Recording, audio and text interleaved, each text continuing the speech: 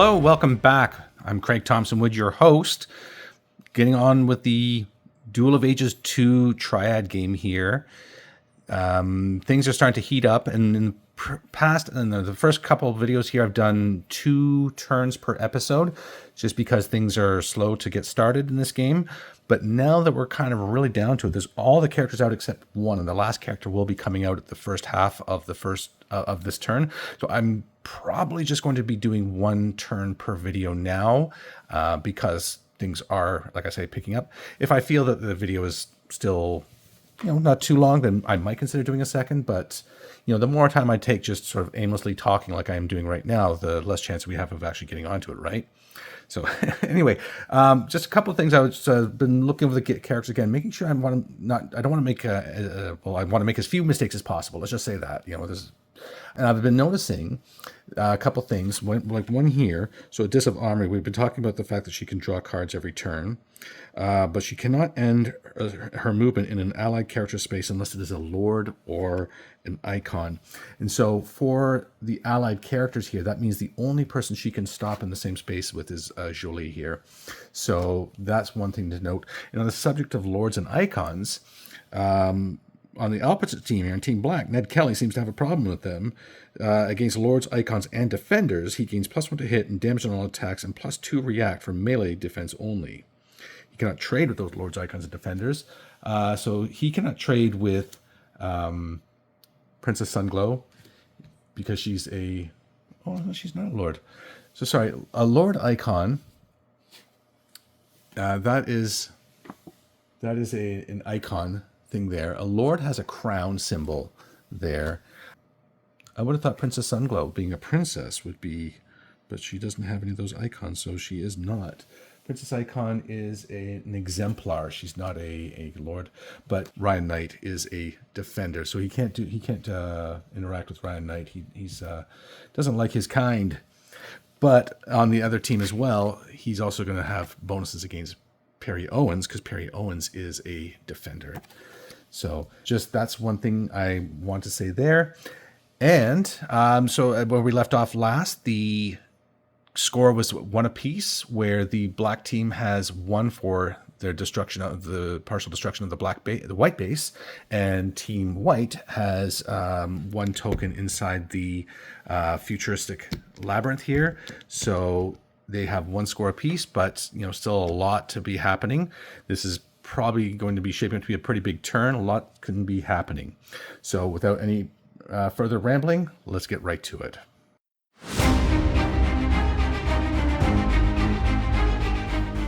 Okay, so at the start of turn 5, we're going to start with our free actions. As I like to do, I just move things down in respect order here.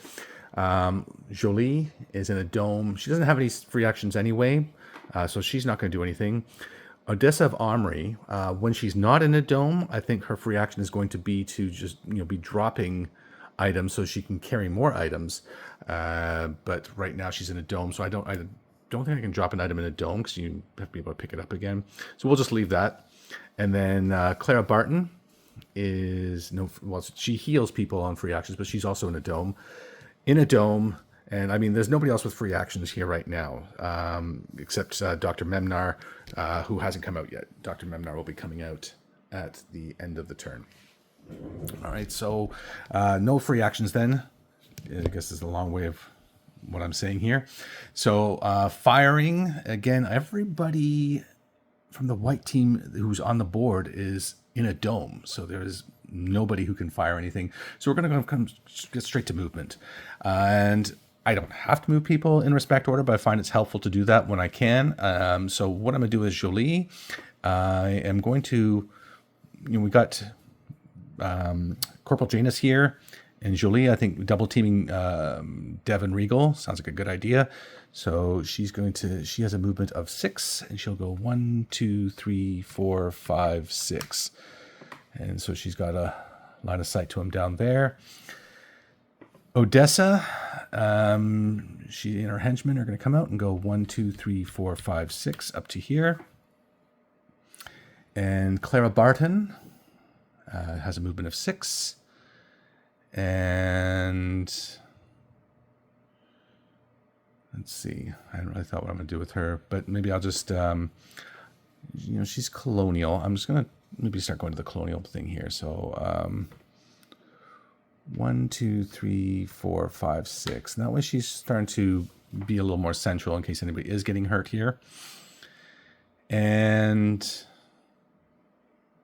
then Corporal Janus. So 1, 2, 3, 4, 5, 6. So he can make it in there if he wants to. You know what? I'll even just come one more.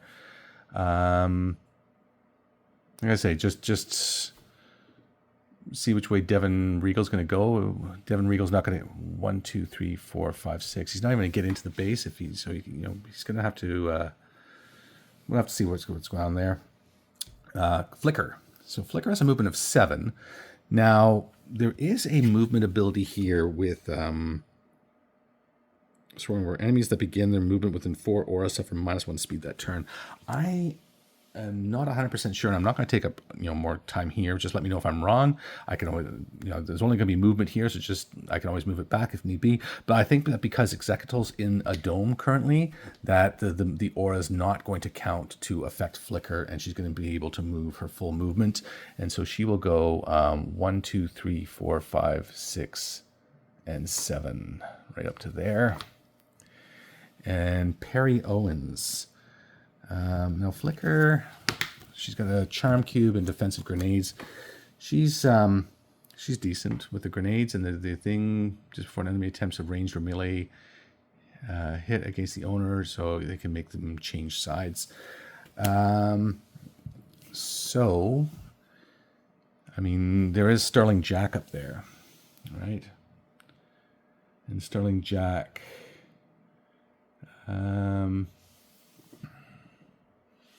He's not a con man or anything, so not that it matters. I thought Perry Owens might have an ability to help with that, but I would like to try and get a gun into Perry Owens' hand somehow. That's what I was looking for, because he's got really good firearms abilities here. So, and what's in our vault? Consolatory cube and an implosion rod. So that's not going to help him. How strong is he? 6. Maybe break into that base and try and take something from their vault. That might be a plan. He's got good wits. You don't need wits. You need a card, which he doesn't have. Respect or honor. So nope, he's not getting into the base anytime soon. So 1, 2, 3, 4, 5, 6. Yeah, he's not a slouch in combat. I think he could take Sterling Jack. And Sterling Jack can steal cards from people, and he doesn't have any cards to steal. So this sounds like a good matchup. All right, then Boris Anjanov. Boris Anjanov. He could also. If he goes to Flicker, he can get those guns. Oh, the grenades from her. He's good with grenades. He's got bonuses with the grenades. So 1, 2, 3, 4, 5, 6 coming through there. Meet up with Flicker. If that was the case, then instead of coming from here to here, Flicker would come there, so she can coordinate her meeting with Boris. And that's it for movement. Op fire. So Sterling Jack has these things. So unleash in the free action an enemy in line of sight. Okay, so setting up the stinger is costing him his movement. This can be done as a free action, so he's fine there. He can't, but he can't shoot as a free action. Who else? Ryan Jack. No, he has the floating butler. That's no good. And so there's no other free op fire shot opportunities. Melee. Nobody's in melee, and so adventuring. I don't think anybody's even adventuring right now. No, everybody was just moving into position. So that was it for Team White on turn 5. So let's go into the reinforcement, which is Dr. Memnar. And Dr. Memnar is going to go to a blue dome, which seems like a lot of things are heating up down here. Now, Dr. Memnar, so free action, you must check luck. So starting off as a scientist, we want to try and get him over to that side. I mean, he's pretty awful a lot of things, except, yeah, even there, like to break into the base, he's not great. But if he can become the beast... All right. So putting him here could be dangerous. Let's put Dr. Memnar here for now. I think more of our people are there. Just until Dr. Memnar can turn into the beast, then he'll be a little safer. All right, that's going to be it for turn for Team White. Let's pause and go on to Team Black. All right, so looking at the Team Black now for free actions.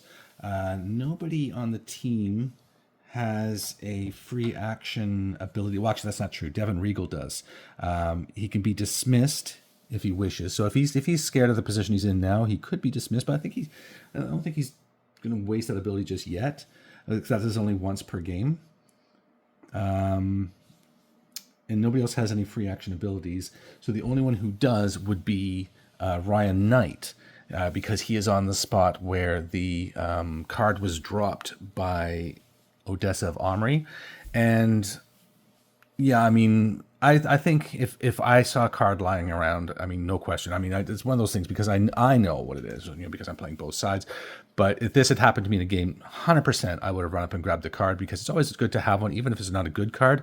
And with Odessa, that she has... can only have 4 cards, and she so to cycle through cards and drop off cards that would totally be something I would see as a plausible thing. So the fact that it was actually a booby trap that was there is just, it would have been a nasty surprise. So I'm not, and this is sort of a tricky thing to do when you're playing both sides, but I 100% believe that this is something I would have done. So picked up. And so it's causing 10 damage to the one who disturbed it, which means that's going to finish Ryan Knight. Okay, so to make it fair with Ryan Knight, I mean, kill or not kill, I mean, knowing about his card, it would probably be something that I would want. So if I knew that, I would kill him. But I mean, I don't know that. So, but sometimes so I'm just going to do it this way. So white, he lives. Black, he dies. White, he lives, but obviously in prison. So, sorry, let's do that on. And it is white. So he is living, and he is put into the prison here. Okay, so he goes into the prison, and the booby trap is gone. Okay, so Ryan Knight was the victim to that. And that's going to be it for the free actions. So going on to the fire phase. Oh, sorry, there was one other free action, and that is Sterling Jack. He is going to unleash the Black Panther. So Black Panther is being put down there with Sterling Jack. I'm not 100% sure if it should be in his space or not, but it's not going to really matter because during the movement phase, it's going to move on to Perry Owens. So movement, there's no firing. Again, everybody's in domes except for Sterling Jack, who just released that thing, doesn't have any guns. And so that's going to be it for the firing. Moving then. So the movement, we're going to move the Panther onto Perry Owens. And Sterling Jack is going to spend all of his movement to set up the Stinger sentry gun there. So Perry Owens definitely getting more than he bargained for here. And movement then, we have... so coming down, so Princess Sunglow, I think we're going to go down to the HQ and grab a Lith Tribute. So that'll be in our free action next turn. And Sterling Jack has used his movement. Ryan Knight is in jail. Enrak the Fury, then, he has a movement of 6. And yeah, I think he has the sounds of combat. And he's going to go 1, 2, 3, 4, 5, 6. 1, 2, 3, 4, 5, 6. You can come through the tunnel there. And Ned Kelly. Ned Kelly's in his dome. Ned Kelly has an anti-cube. So Ned Kelly is going to... Now he also wants Perry Owens. Or Odessa or Jolie, who are all over on this side. So I think we've got 1, 2, 3, 4, 5, 6. I think we've got enough happening over there between the sentry gun, the Panther, Enrak, and soon to be Zecatl. I think we've got a lot happening there. I don't think we need Ned Kelly as well. Oh, he only moves 5, by the way, not 6. So he only moved 5. So from there, 1, 2, 3, 4, 5. Baba Yaga, she flies. So she's going 6. She'll go 1, 2, 3, 4, 5, 6. And she'll just hide up in these trees up top this plateau. And Zecatl only moves 3, but moves half spaces through caverns. So, and can't go through this dome space here, so I'll have to be 1, 2, 3. Unfortunately, it would have been much better if Zecatl had got the red dome first. All right, so that's it for the movements. Oh, no, wait, sorry, I haven't done Devin Regal. Devin Regal, he moves 6. 1, 2, 3, 4, 5, 6. So he can make it into that dome.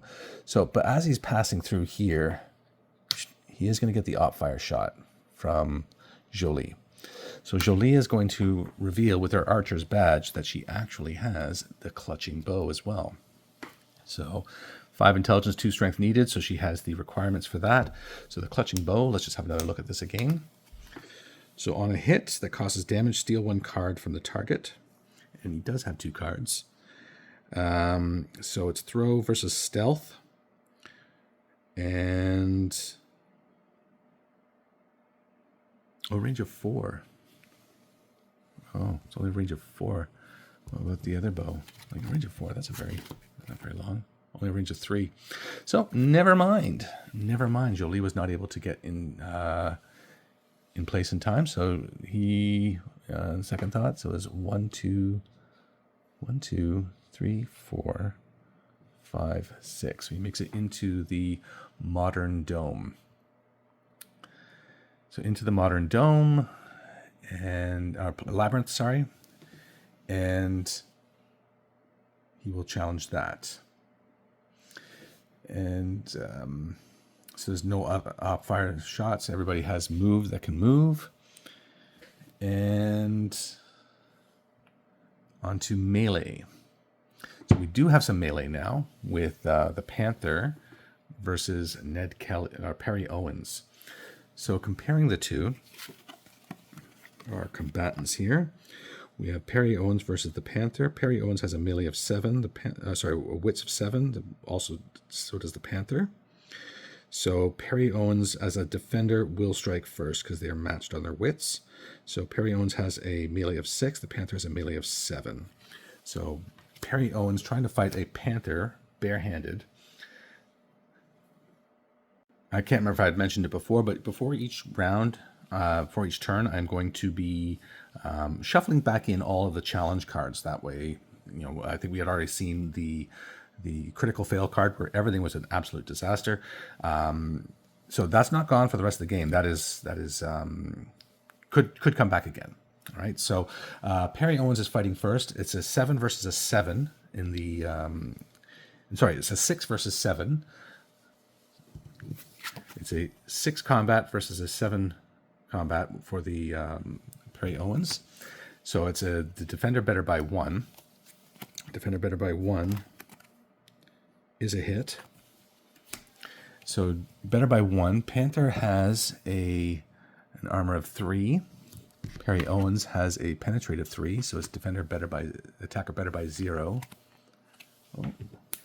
Sorry, defender was better by 1. Still a hit. I looked in the wrong spot. Attacker better by 0 is plus 0 damage. So that is Perry Owens has a damage rating of 2. So the Panther has taken 2 damage and is still alive. So I'll just put the token out like so. And now the Panther is going to strike back. So the Panther is a 7 versus 6, which is better by 1. Attacker better by 1 is a hit. And is a penetrate of 4 versus his armor of 3. So better by 1 is plus 0. So he is doing 3 damage to Perry Owens. And portion those out. And so he's taken 3. You know what? I prefer counting down, showing how much they have left. So they each have 2 wounds left. So they both got a bit bloodied up in that. And but the Black Panther was just a card, whereas Perry Owens is, a character. So that's definitely in the favor of Team Black right now. And that's that for melee. Let me just put these characters away. There is no other melee combats happening. We're getting close to it. And so adventuring. So for adventuring, it's only going to be Devin Regal. So Devin Regal is adventuring in the Modern Dome, and he is going for the +1 to hit because that's the only space he could actually reach. And so he has no age bonus. He is futuristic in the modern thing. So it's Kung Fu punks. They are jumping around a lot, but you doubt they should be wearing black belts. So it's a combat, and looking at the things, nothing matches. So it's just up to him with his 4 versus 4. So he is attacker better by 0. Attacker better by 0 is a womp womp, is a fop. So he did not do well with that. So for your first martial arts maneuver, you perform a groin pull. So I just have to double check. I think he's losing a card here or something. Okay, so look, I can't find the rule right now, but that definitely looks like he's losing a card. Full disclosure, the book comes with 2 things. So this is the one rule book. There's a second one that says rule book. And even though this game has never left my house, I have somehow misplaced it. So it's probably just been put into a different box. And I've actually been going through every box trying to look for those rules. My brother also owns that, so I'll confirm with him.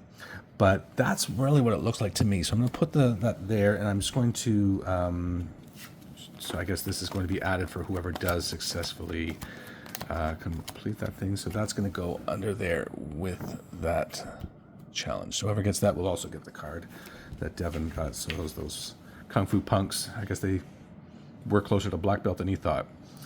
So that's it for adventuring, because there is no other adventuring to happen. So that is actually it for turn 5.